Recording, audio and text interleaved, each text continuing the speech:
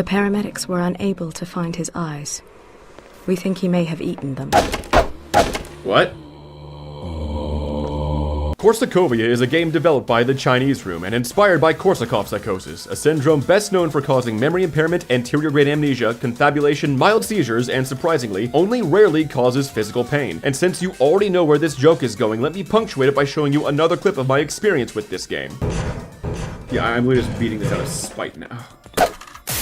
The sun is the television. The collective. Why is it so loud? This game is... Despite my love for hyperbole, I am not the kind of YouTuber to fly out of my chair at the slightest provocation. So you need to understand that I am being completely honest when I say that if you gave me the choice between beating this game without cheating or playing through all of the park on 300% volume using only my nose, I would kiss you on the mouth, 1, because you're a sexy beast, and 2, for giving me the option to not play Korsakovia again. Speaking of the park, this entire channel is basically founded on me calling that game the worst horror experience I've ever had to suffer through. But that clickbaity title may very well have to change, because now my relationship with that game is more along the lines of, better come back. You can blame it all on me. I was wrong, but the park is still a bad game.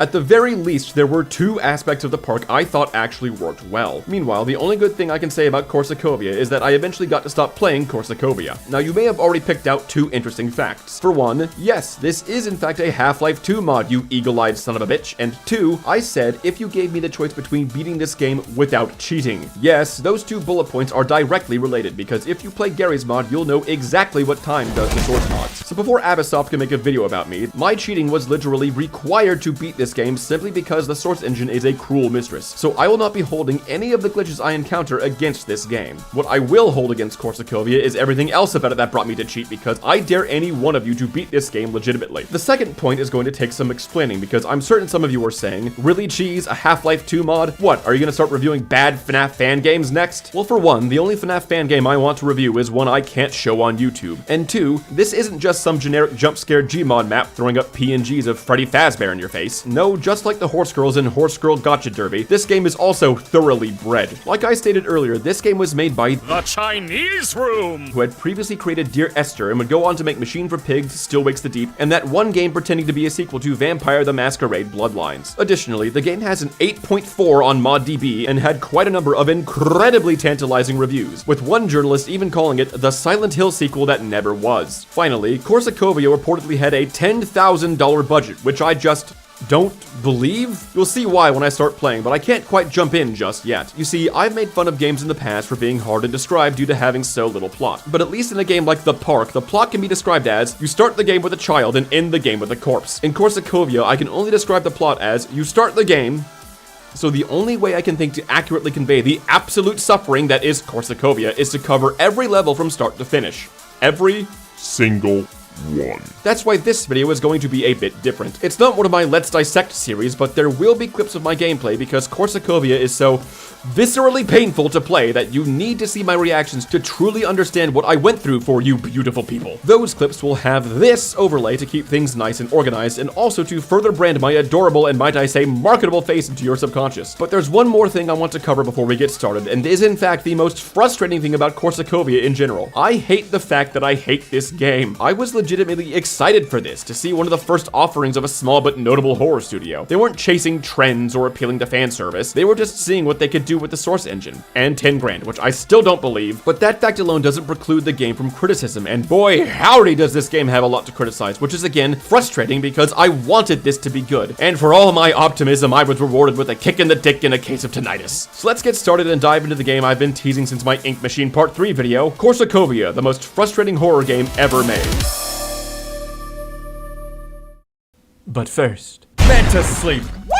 Manta Sleep makes the best sleep masks around, but I hear what you've all been saying. Why bother with the soft, breathable fabric of a sleep mask when I have my own 2 fleshy eyelids? Easy. Unlike your boring skin flaps, the Manta Sleep mask is a complete blackout. What? And for those of you with more sensitive eyes, you adorable babies you, the Manta Sleep mask has eye cups to take all physical pressure off of your eyes. What's that though? You need more, my sweets? Well, how about some adjustable and pancake flat Bluetooth speakers? I sure don't see your eyelids playing music, huh? Pair it with your phone to fall asleep to absolutely anything you want to listen to. And anywhere. Their sleep masks are all great for travel. I know when I forget to bring my sleep mask with me, I'm all like, gah! And the mask is so easily adjustable that almost any head shape can share in the love. I mean, look, I just put the mask on a bag of beans. And if that's not a metaphor for the human condition, I don't know what is. And just look at this technicolor rainbow of different choices on display. Collect them all to become the Manta Sleep Master. So if you want to upgrade from those boring flecks of skin covering your eyes, you can use promo code CHEESEYEEN or follow the link in the description for 10% off your order.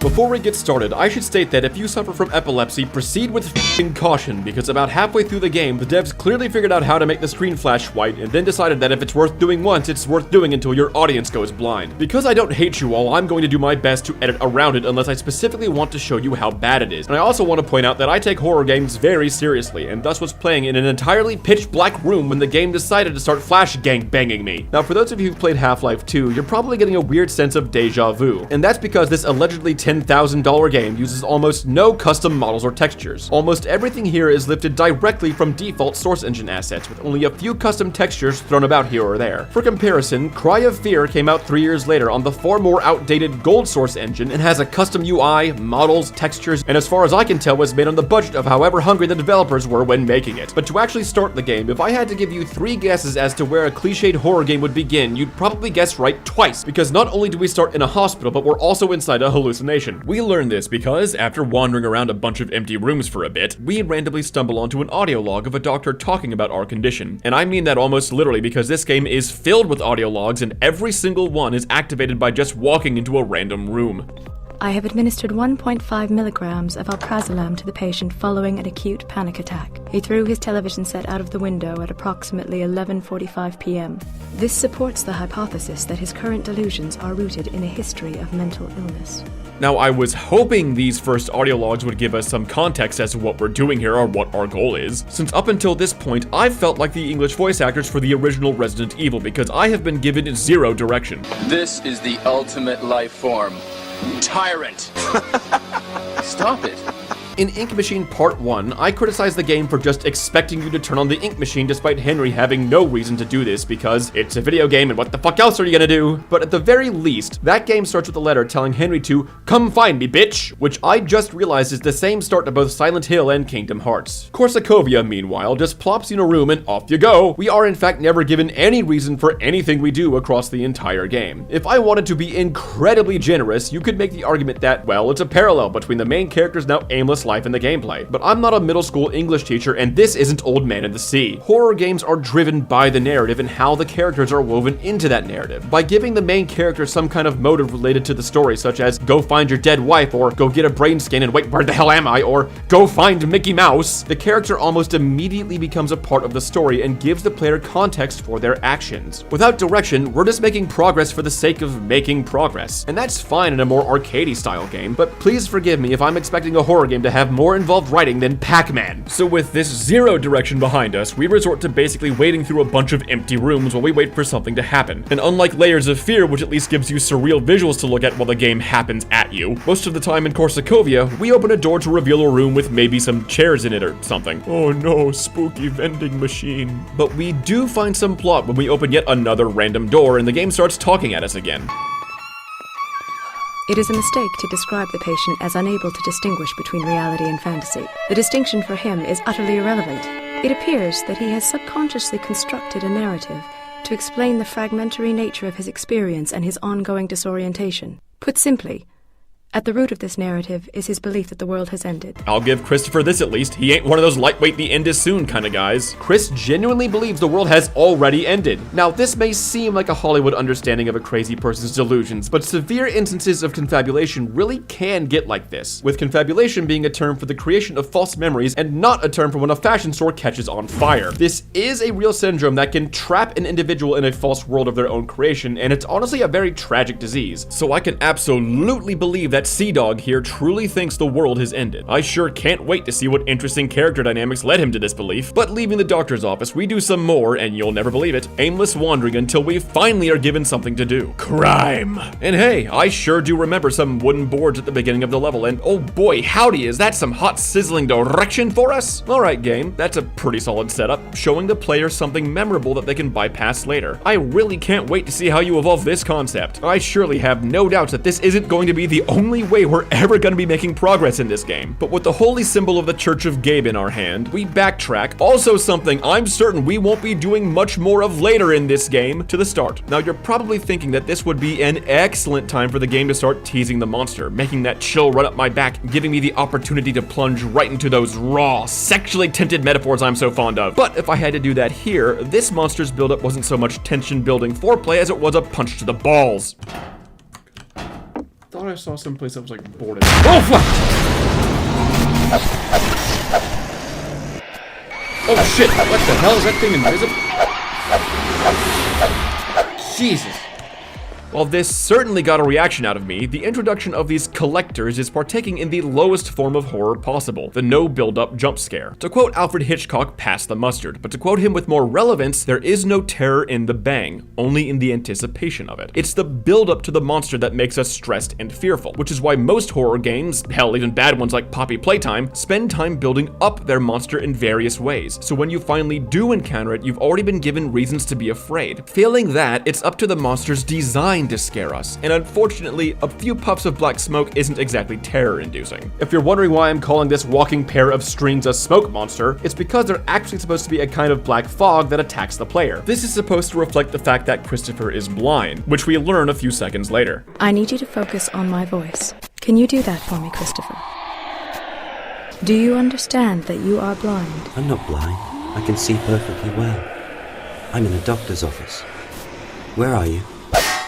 While this sounds cool in theory, in reality, it's really just a particle effect that looks kind of generic. Now, as stated earlier, I'm not gonna blame the devs for this bug. What I will blame them for is the monster itself. A massive black fog that follows the player absolutely can be scary. Alan Wake had a pretty good example of that. This, however, looks more like I'm being chased by Kimchi from Chowder. In fact, barring more esoteric threats like fog or darkness, there's a reason most monsters have some kind of face, even if they don't actually have a face. Pareidolia is the human tendency to quickly identify faces, even in situations where there's no actual face present. There are many theories as to why we do this, but one of the most prominent has to do with human social structure as well as for spotting predators or prey. When something is moving in the distance, the first thing we naturally look for is a face. Once we see that, you are almost immediately able to determine about what direction it's facing. And on top of that, your brain is especially good at knowing if something is looking at you. This penchant for recognizing when a monster is looking at us allows for an even deeper level of threat assessment. Is it currently aware of me? And if not, can I sneak up on it? Sneak around? If it does know I'm here, is it currently approaching me? What's fun about this is we don't even need the monster to have an actual face for our minds to process where an object is looking. For reasons we still don't entirely understand, humans like to assign a front and a back to most objects, either by features on that object or the object's overall silhouette. For example, Sturm from Resident Evil Goth Dami Mommy is a guy with a propeller for a head and thus has no room for a face, but it's still clear where he's looking. Perhaps the most direct comparison to these collectors is an incredibly famous monster that is also just straight up invisible. You know it well. The invisible monster from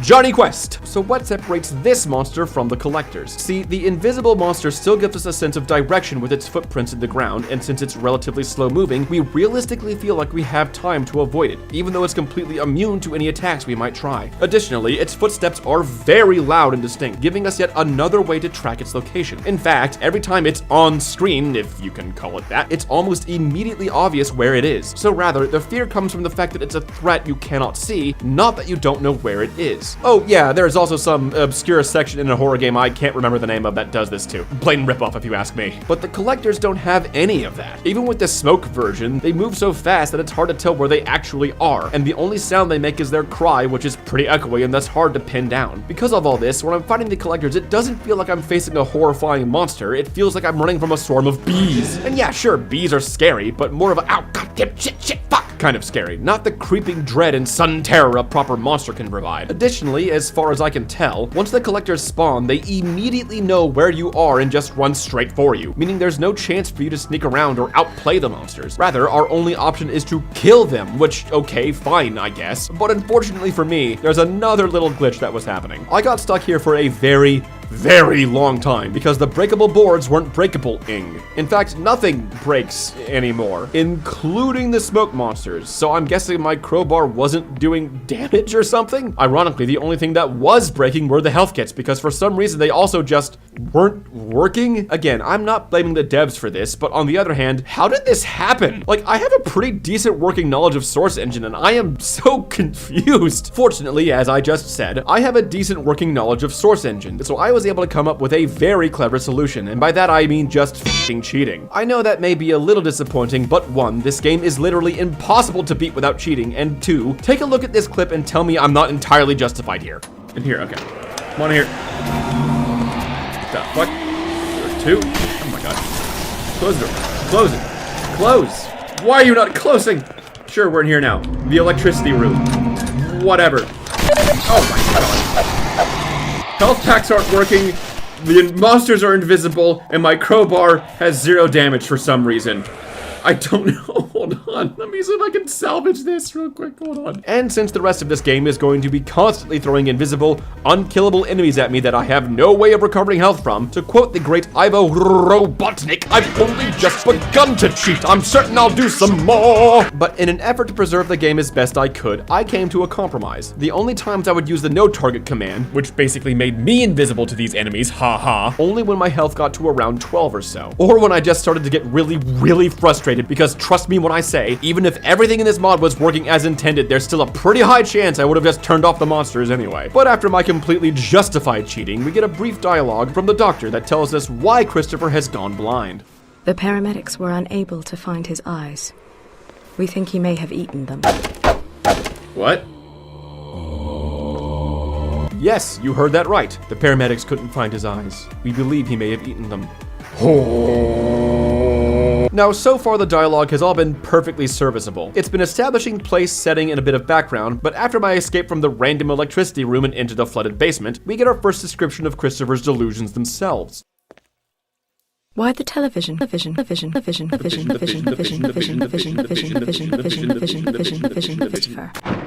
Why that? Because I fell through a gap in the channels and the signal got frozen in time. That's how they restart hearts, isn't it?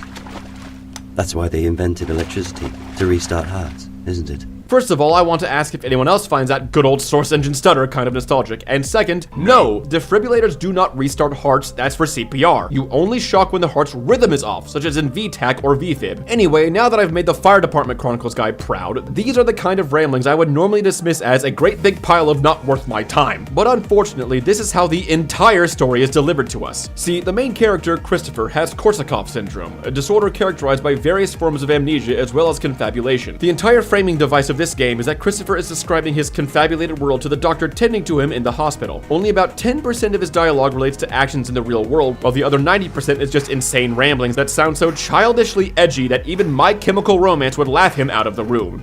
It's like when you lose the channel on the television. Only that's the real signal. That's why I had to detune them now. That's why I had to break open the screen.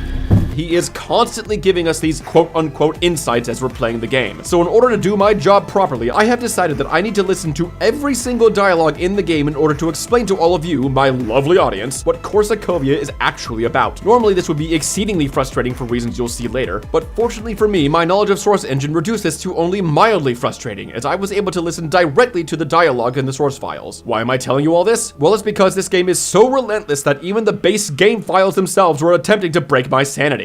Christopher, can you hear me? Wake up! God! Fucking... God damn it. Now, you don't need to worry because, again, I'm only going to be giving you a sampler of Christopher's ramblings. So until we get to the big summary of Christopher's delusions, let's talk about something I alluded to earlier. The music.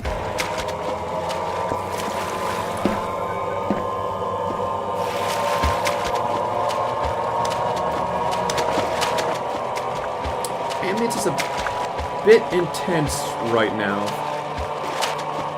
Yes, the soundtrack of Korsakovia is best described as a monkey waving around a deagle because it's equipped with a powerful tool it doesn't quite know how to use, and someone is going to suffer from hearing loss. Pretty often, the music will build to some intense climax despite the fact that we're just kind of wandering around, which is a shame because a lot of it is well done, but it's just thrown in at random times and makes me feel more confused than scared. However, this is far from the game's worst sound design decision, and all of you should send me a personalized thank you card for editing this game in post because I don't want you to suffer like I have. Or you can send me a like and subscribe to help cope with the pain, if nothing else. Now, as we near part 2 of this video, I know what some of you are probably thinking. Sure, the music is a little misplaced, the story isn't all there, and the enemies are kind of bland, but all the frustrating parts are due to glitches. You promised us actual frustration, Cheese. Where's the frustration? Well, hush, little rabbit, for allow me to impart upon you a little sampler that I like to call Electric Bullshittery Part 1, with a side order of flashing lights warning, put on your sunglasses now, and the complimentary let's get ready to bleed from the ears for dessert, because after dying several times to this arbitrary jumping puzzle, a lovely walkthrough provided me with the following knowledge.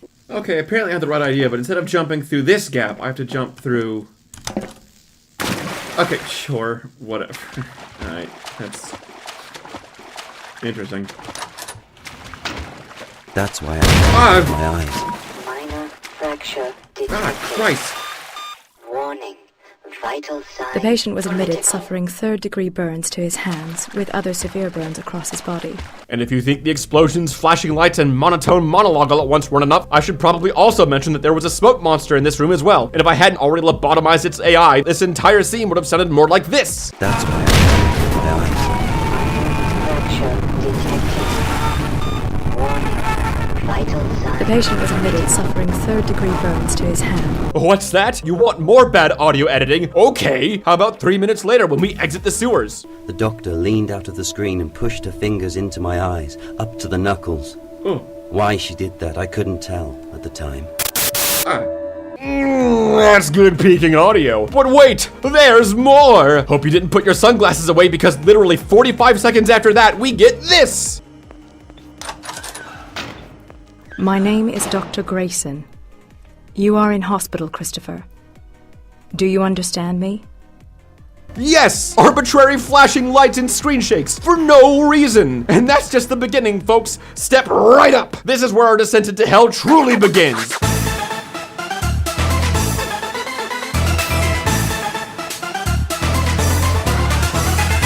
Part 2 starts in a warehouse because warehouses are really easy to make using Half-Life 2 assets. And since the game's training wheels have been blown off with a shotgun, after about 30 seconds of complete silence, Korsakovia drops the mask of trying to be subtle and creepy and immediately throws you into a deathmatch with 2 more collectors. And even better, has you constantly running into dialogue triggers while they're attacking you. Shit, oh, okay.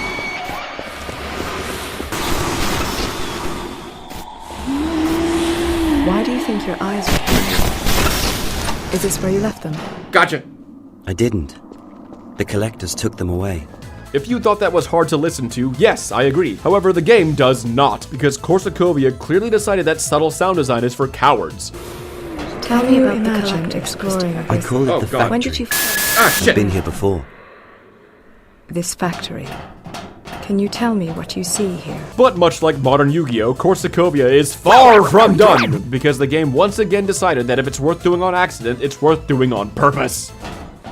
I was holding out my arms and I thought I could drag them. It was burning along my arms. Stop it! And I could see then everyone, because then they will be the broad, not along the skin, but underneath it, time and space. Between the channels. Seriously, I checked the files. They meant it to sound like this, and it's not the last time either. If you want to do something like this during a climactic narrative moment or a terrifying encounter, then yeah, that can work. But you know what? It's not a good fit. When I'm crawling slowly through an air duct. And to truly convey this chaos, I need you to understand that all 3 of these clips I just showed you took place within the span of 53 seconds back to back to back. There's almost never any indicator that Christopher is going to start forcing word diarrhea into my ears. You just walk through random triggers placed in random spots and pop goes the exposition. But thankfully, we're given a moment to recover from that assault when we enter the room of random rotating bullshit. Except that was a dirty lie, because as Santa Claus once said to the author of Chronicles of Narnia, ho ho ho, oh fuck, another jumping puzzle, Lewis. 10 yen bucks to whoever gets that reference. Now, as someone who really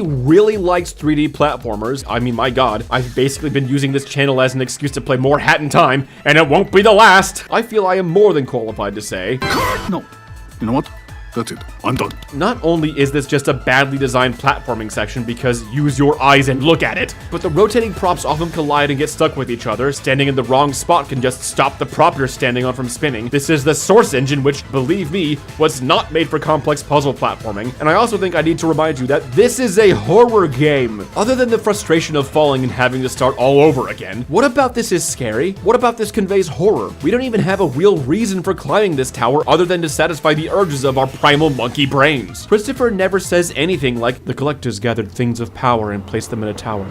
I could feel something calling me up there. Because frankly, that would be too coherent. And platforming can be made scary. It's difficult, but you absolutely can. The two biggest requirements for that is that the stakes have to be more than fail and fall down, and the platforming has to not be absolute shit. A great example of this is the upturned. Whenever you're doing complex platforming, it's not only fun, but there's often something pressuring you. Water flooding in, monsters chasing you, and it also helps that the platforming feels like it's a core part of the game, and not simply, I just learned how to make props rotate and now I'm making it everybody's problem. But the random crap tornado isn't any of that. It's just frustrating. Hell, even completing the jumping puzzle after totally not cheating at all isn't satisfying because it gives me something else to complain about. When first entering this room, I noticed this door. Unfortunately, my prayers to Slanesh failed and this door was locked, meaning I would have to embrace the torture that was this jumping puzzle, which on second thought is right up Slanesh's moist alley, and I probably should have prayed to Gork instead. Well, after my incredibly graceful and totally legitimate climb up the top of Mount whatever I could find in the source engine model viewer, I got the crowbar, and after another assault on my eyes and ears... Oh, I got the crowbar. I'm going to take my fingers out of your eyes now, Christopher. I want you to tell me what you can see. Why did she do that? I immediately lost all sense of direction, and not because the game just flashbanged me again. Unlike the hospital, which had an obviously breakable barrier to cross, the only breakable thing I had found thus far were these boxes, which due to the universe's cruel sense of humor were also completely broken and thus unbreakable. After some searching, and by that I mean searching for a walkthrough on YouTube because I was so worried I needed to break these boxes that I spawned in a pistol just to try, and no, that didn't work either. What is going on? I discovered that for some reason, picking up this crowbar magically unlocked the mystery door at the bottom of the room. So why did the game give us a crowbar? Simple, because it's back. What's back, you ask? Everything. Apparently this door is just open now, because sure. Great. Head. Whatever. I could see the heads out on the table, and each one was filled with processing. They used to process the patients after they extracted it. They used to patients to the hospital through a long needle. They'd pull it out through a long needle they put in through the ear. Are these monologues supposed to be overlapping? Shut the fuck! Jesus Christ. Shut! Stop! They pulled it out of his ear, and then it got bottled. I'm gonna have to lower the crap out of those little static effects. That's why this place was a locus. For the video. It's all because of that. I am getting irrationally angry here. And that's why we can still What? get them. Hold on, let me... Right.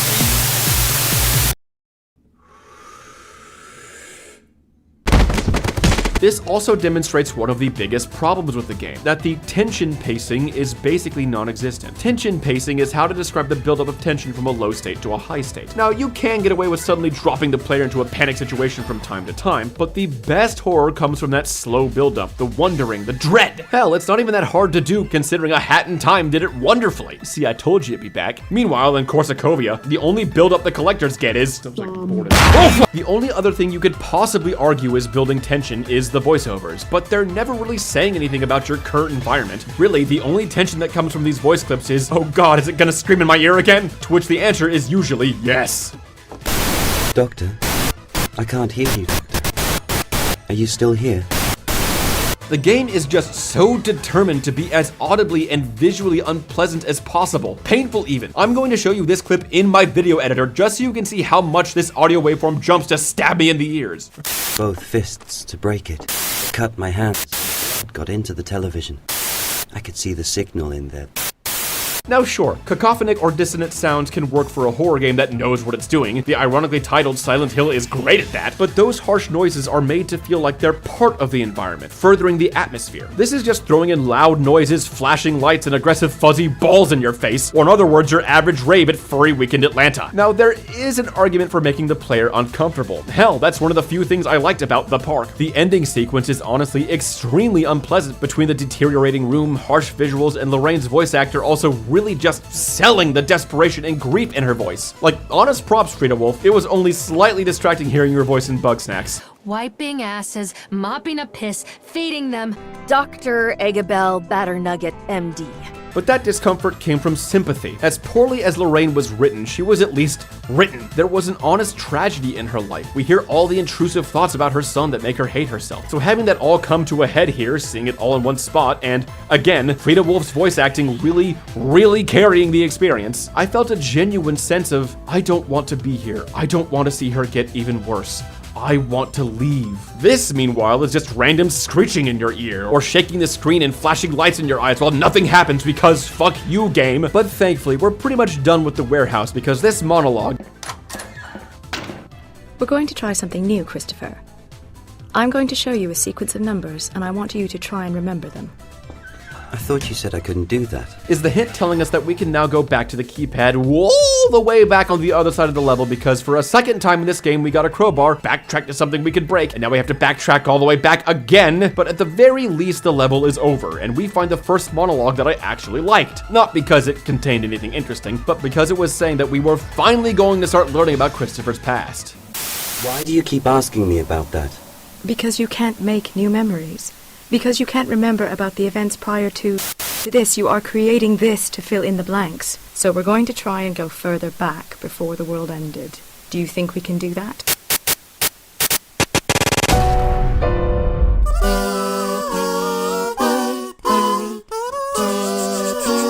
We magically appear in what I'm going to assume is the memory of Christopher's old apartment. And starting off, I was incredibly distracted by this music track that I swear is from Fear.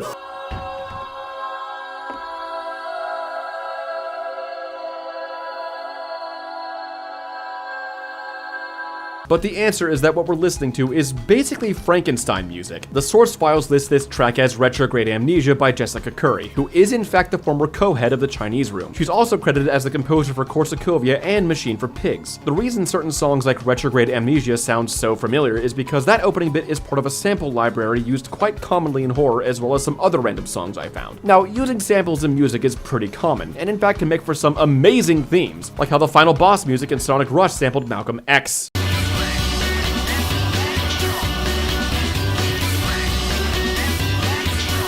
It's just like when you got some coffee that's too black, which means it's too strong. Yeah, there's a fun fact to tell your Discord group today, but there's a difference between using samples for an interesting melody or sound effect and just kinda stitching together tracks from a bunch of free samples, which is what the game kinda sounds like it's doing. Now, I don't want to entirely insult Jessica Curry as a composer, as there are a few original tracks that do legitimately sound very pleasant, and her work on Machine for Pigs was incredible.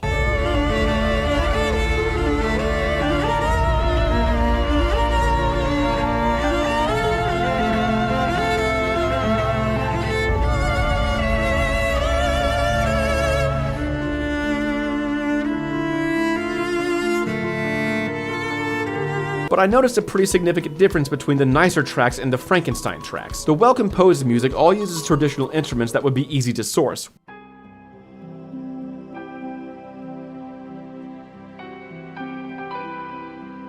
whereas most of the Frankenstein tracks are made by much more difficult means.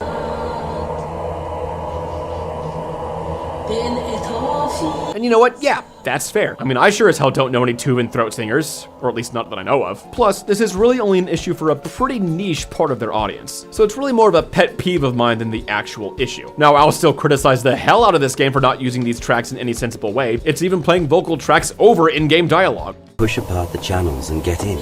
And the collectors? Yes, that's right. It means they would be able to go backwards and forwards as they liked.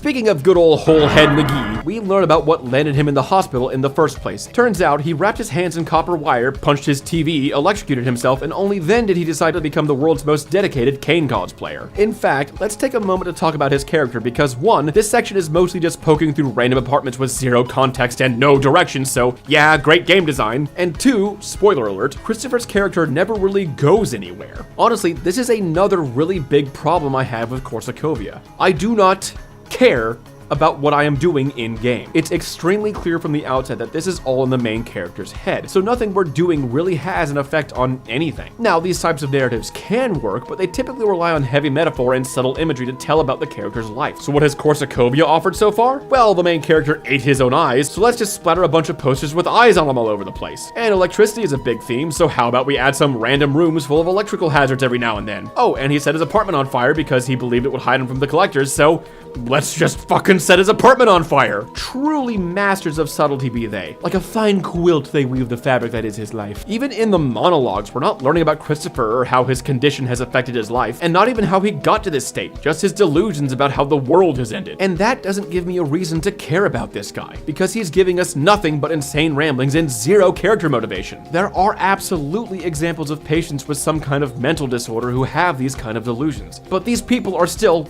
you know, people. They have family, they have a past. They have or had things they enjoyed doing, but there was also some sort of event that led them to their current mental state. That is what can make us care, reminding us that these insane people are still people with connections and loved ones. People who have things they're losing or have already lost. Not monologues of, I punched my TV and set my apartment on fire to save everyone from the collectors. Christopher isn't just written poorly, he's not even really written. He's just given random, generically crazy things to say, and that's it. And the worst part of all this is the fact that Lorraine the Park Hog is still one of the most interesting protagonists I've played on this channel. Christ, I literally titled that video the worst horror game ever written. What, do I need to retitle that video to the almost worst but not quite worst horror game ever written? Anyways, after the game flashbangs us for no reason again.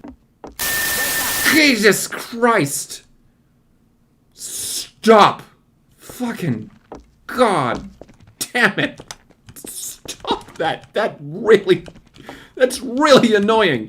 That's not even, oh my God. Oh my God. Christopher. Jesus.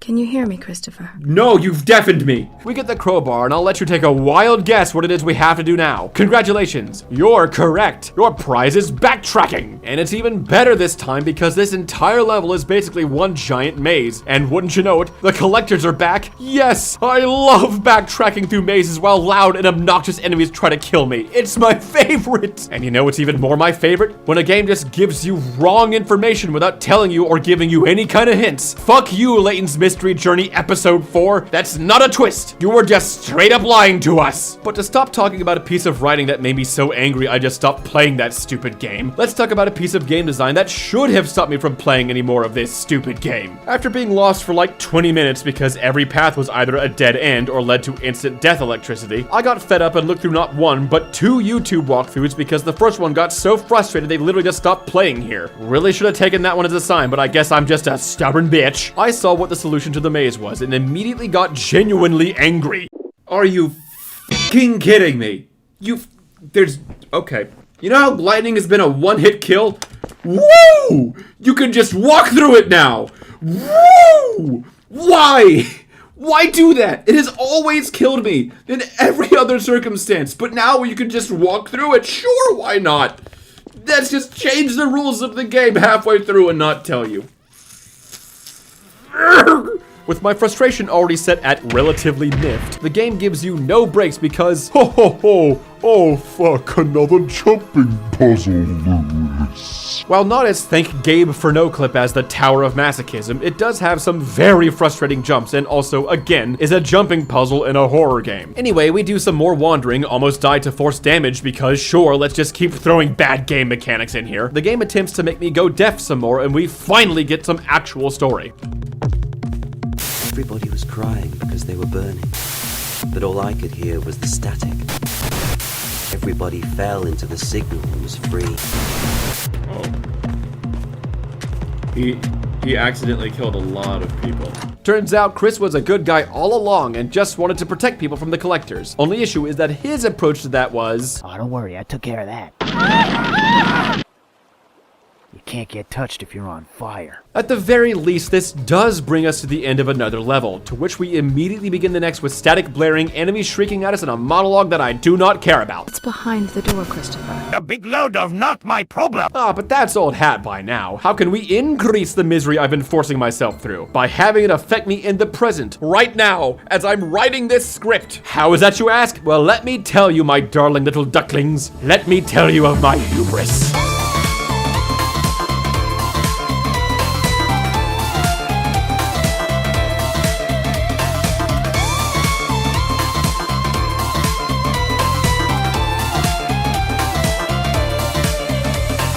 Starting the next level, I immediately turned off the enemy AI because I was getting honestly exhausted, and what could these screaming little fart clouds actually add to the experience at this point? You may notice that this next part is actually just the 3 previous levels all mashed together. This is in reality playing into a very clever horror concept called they just copy and pasted the previous levels to save time. $10,000 budget, everybody. Walking through these doors, I immediately noticed that we are finally getting some surreal architecture. Seeing that actually got me kind of excited, right up until I noticed it was another platforming section, now with death pits and insta-kill electricity, which I took extremely well and did not cheat. It's a jumping puzzle. It's a jumping puzzle. You know what? I'm not gonna have fun with... There we go. A jumping puzzle isn't going to scare me, so screw it. And for my honest behavior, I was rewarded with the end of the level. Yes, it turns out this wasn't just another terribly designed jumping puzzle, but an actual obstacle I needed to clear by exploring the rest of the level. But I want to let this really sink in here. I was so used to this game throwing in arbitrary instant death electricity and awful platforming that I legitimately thought that this was just more of that and not an actual gameplay roadblock. Why not just make these entire walls of electricity and not just what looks like a pretty standard platforming obstacle? Well, at the time I didn't mind skipping the level since it meant I was now that much closer to leaving this experience that I was actually starting to feel trapped in. I mind it now because it turns out I am still trapped. This game is terrifying like that. Because in order to make this review complete, I had to sit down and listen to the audio files to see if there was any story I missed. And to sum up the experience, I'd have to say... I won't subject you to all of it, but just listen to this one, please. The gravity spin, crush the pieces back together. Join the edge, make a screen to play a signal mirrored on. I will see again. Once again, I'd like to remind you that I am turning this down for y'all. After wading through this swamp of ow, we get more of Christopher's insane ramblings, of course, but we also get the main reason My Little Pony was so popular. Plot! Turns out, Christopher is now calling himself King of the Collectors and has somehow managed to pull the Doctor into his delusions. Since I literally do not remember the plot right now as I'm writing this script, I'm gonna go ahead and predict the twist is either Christopher was right and it was the Doctor who was sick the whole time in some kind of we live in a society commentary, or it's just him becoming even more crazy and hearing only what he thinks he's hearing. Anyway, we start the next level and my guess was immediately proven right because... He had wrapped his hands in copper wire and punched them through the television screen. The television appears to have burst into flames and is the cause of the trauma to his hands. The paramedics report they were unable to find his eyes. I think we may have eaten them. Yes, I listened to the audio file just to be sure, and the doctor said, goddamn, we'd chow down on them little peepers. But let me ask you this. What does it matter? It doesn't change my opinion of the Doctor because neither of them have literally any personality. It's not going to change our motivations. It doesn't affect the story in any way because of how incomprehensible it's been. And it's not going to affect the gameplay in any way because the gameplay has been nothing but walk through halls and find the next door. So I need to ask, what exactly has this game done to convey that we are a patient afflicted with Korsakoff syndrome? This isn't just a case of the gameplay and story being separated. It's the gameplay giving a middle finger to the story and running away to join the circus. Except the only clown in the tent is me, because I'm still playing this game for some reason. Even though this part of the game tries to start using visual metaphor, it completely fails in execution. Hell, do you want an example of good visual storytelling? Well, take it away, the park!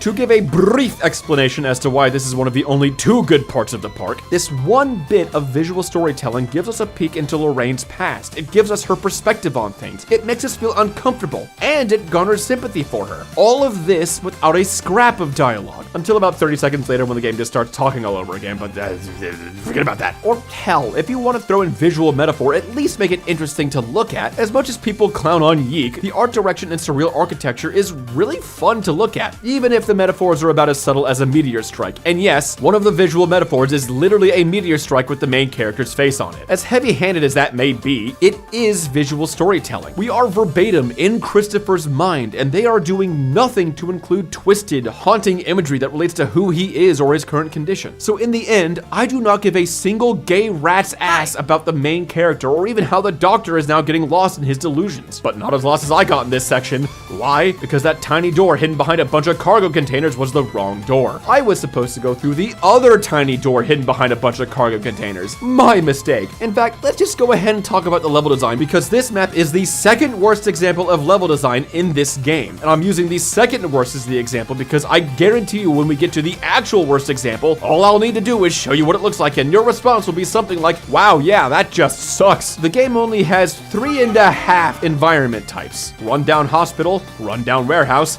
rundown apartments, and then a slightly wet version of all of those. Aside from being incredibly uninspired, none of these do anything visually interesting. The best you can say about these places is that the atmosphere is decently creepy, but this is almost always ruined by how obnoxiously loud the game gets. And what little good atmosphere there is gets really old really quickly because of how much backtracking there is in this game. Really, the main gameplay loop is move through the level, do some platforming, find the crowbar, and backtrack to the start and break something. Now, backtracking isn't inherently a bad thing, and in fact, a well-crafted backtrack can make an incredible experience. Just look at the opening to Half-Life 1. After the tram ride, that was really just Valve showing off their fancy lighting engine and all the clever things they could do. That was a nice flexing of our penis. The game has you walk all the way down to the anti-mass spectrometer where Gordon commits the oopsie-daisy Armageddon. The game then has you backtrack all the way to the start, and it is amazing. The juxtaposition between the clean and probably corpse-free facility and then the absolute ruin and death of the aftermath makes this all feel like a real shit is going down and we need to get out of here scenario. But Korsakovia doesn't do that. At best, it'll throw some more smoke monsters at you, but otherwise there's nothing new during these backtracks. So it's just marching through more empty environments with generic rooms and nothing of substance. What's worse, on these later levels, the whole backtracking gameplay starts folding in on itself to pad things out even more. Like in this level, we grab the crowbar, then have to backtrack to an earlier area, and then we have to backtrack back to what we unlocked, all while we're just rehashing old levels we've already been to. Wait a minute, rehashing old levels, boring monster design, and a bored-sounding lady incessantly telling me things I already know? I knew it! Skyward Sword, it was you all along! Anyways, after not being able to break this TV I need to progress, we get a short audio log that has the doctor talking about some random make-believe world nonsense again, but... I write this with a needle in my hand. It is perfectly safe. I have placed it into the screen and extracted the signal. When the sun goes out, I will inject it directly into his eyes. This does, I think, lend to the theory that the Doctor isn't actually going insane, and Christopher just thinks she's joining him in My Little Apocalypse. In an earlier log, she mentioned how Christopher's state is worsening with no way to reverse it, so reading between the lines, I'm thinking she's preparing a lethal injection for him. Now, this would be a topic that could have some fun imagery associated with it, not to mention the whole debate of extending life versus quality of life. But no, we just get more TVs and things on fire because we haven't seen enough of that already. So after more pointless wandering, I fly up here because I literally have no other option, whereupon we come across another giant TV screen. Unfortunately, this was not the end of the game, but it was nearly the end of my ability to hear because Korsakovia then gathered all the blown out speaker noise it could muster. Christopher takes the sun and places it in his eyes. They shine now with all the noise, in pieces, in the aftermath. Hey kids, you want some tinnitus?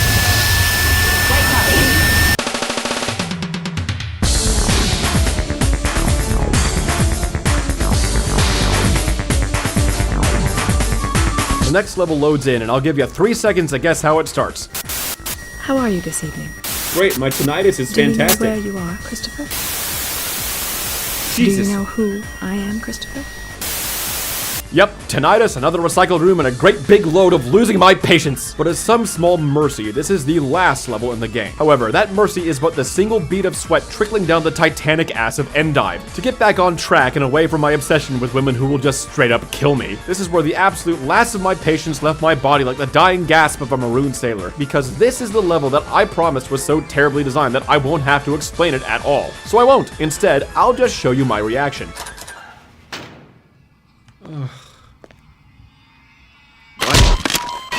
Major.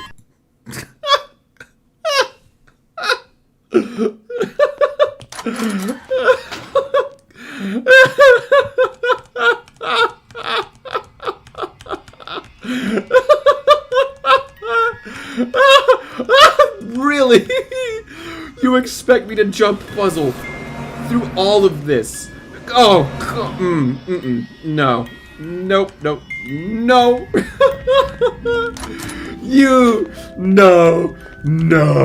No. I dare you to look me in my adorable purple eyes and tell me I should have done that without no clip. But okay, if we don't need to talk about the horror, how's about we judge this level as a platformer instead? I mean, it's fitting because at this point, Korsakovia is less like a horror game and more like Mirror's Edge. Coming from someone who is so obsessed with platformers that I bought Balan Wonderworld out of desperation, the platforming here is just awful, and that's coming from a guy who's playing through Balan Wonderworld. There's very little direction, there's no variety in the obstacles other than jump from one janky platform to the next. Oh, and also, this is supposed to be a horror game, not Super Psychosis Bros, Legend of the Missing Fucks to give. But that's the problem. This entire level is just one big jumping puzzle filled with random spots that just flash lights in your face and shout in your ears. Then it's got collectors flying around, screaming at you left and right, more instant death electricity, instant death pits. Nobody knows what the fuck is happening. I'm getting a headache. And did I also mention that this jumping puzzle is also a maze? And shut the fuck up, Christopher. You're part of the problem. God! I take no shame in skipping all of that nonsense. I honestly dare any one of you to beat this legitimately. Hell, you know what? I even started cheating more, because after another unhinged rant from Mr. Monotone, I decided I was done letting this game abuse my ears, and I used the stop sound console command, which literally just stops all currently playing sounds and gives me some merciful silence. Oh, but the game didn't like that. Nay! If it could not force me through its jumping puzzle gauntlet, if it could not inflict torture through tedious, janky platforming, it would find another way. Tell me how the world ended. I could tell it was trying to, and it was time to leave. So I set up the door in the corner of the room and left it running.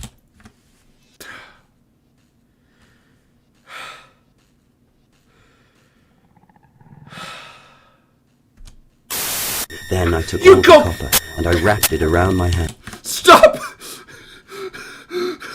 Stop! I literally stop-sounded you. Jesus fucking Christ! That was when the world ended. I don't remember anything much after that. Until the collectors came to drag me back to the world. I could hear them talking. They were scared of the heat. They worried about not finding my eyes. I hid them too carefully.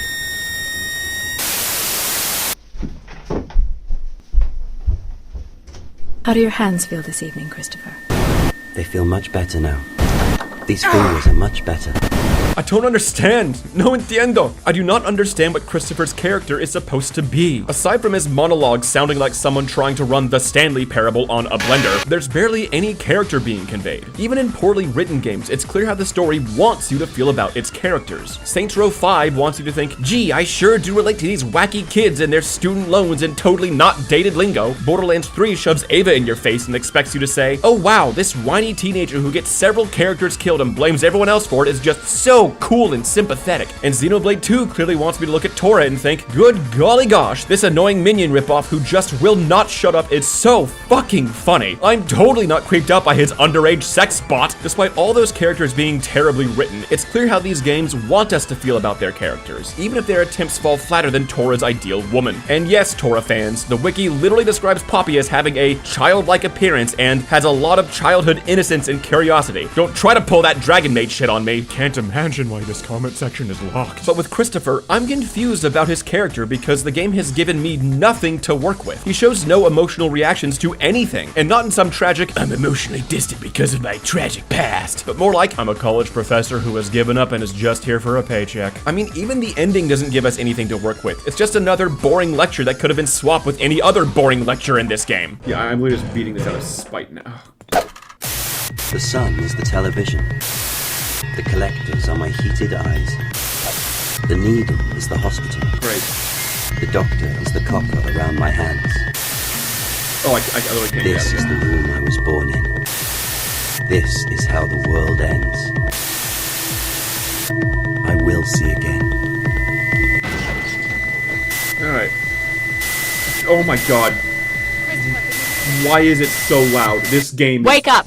And I tried. I really tried to understand the game's story. I mean, hell, I went into the audio files of the game to listen to each and every monologue in an effort to piece together Christopher's "I'm 12 and this is deep land of make-believe." But his descriptions were so scattered and so obtuse that it legit was about to turn me into a Hollywood conspiracy theorist. I'm not joking. This game has turned me into Charlie Day. I decided to just roll with what I had because Korsakovia isn't worth it. But at the very least, let me show you some of my notes. The world was trying to end and Christopher knew it was time to leave, so he left his TV running so the programs would get tired and the fragments couldn't fight back. Thus, he hid his eyes in the sun so the collectors couldn't find them. Then, when the collectors found him, they injected the doctor into his ears in order to close the door and create a fake memory world for him. However, Chris is also the king of the collectors, and his eyes are actually in the doctor's head, despite him saying that he hid them in the sun. But Chris was also able to put the sun in his eyes, despite the fact that he also says the sun is the TV. The doctor then extracted the sun from the TV and will inject it into his eyes, except the collectors are also his heated eyes, and do you see what the fuck I'm working with here? I'm certain the writers have some metaphor in mind and made it extremely complicated because, hee-ho, aren't we so fucking clever? But making a metaphor complicated just to be complicated doesn't make you smart, it makes you a bad storyteller. Shit, you could give this to a middle school English teacher and even they wouldn't be able to bullshit an allegory out of this one. And I was listening to these audio logs in the best conditions while taking notes. The average person is going to be experiencing these stories while the game is screaming in their ear and flashing a strobe light in their face while throwing hard-to-see, fast-moving enemies at them. There is no substance to this story, and in fact, nothing of substance to this game. It's tedious to play, painful to experience, says nothing interesting, its characters are boring, and it's only scary because of how physically exhausting the entire experience is. And because of that, Korsakovia is the most inspiring game I've ever played in my life.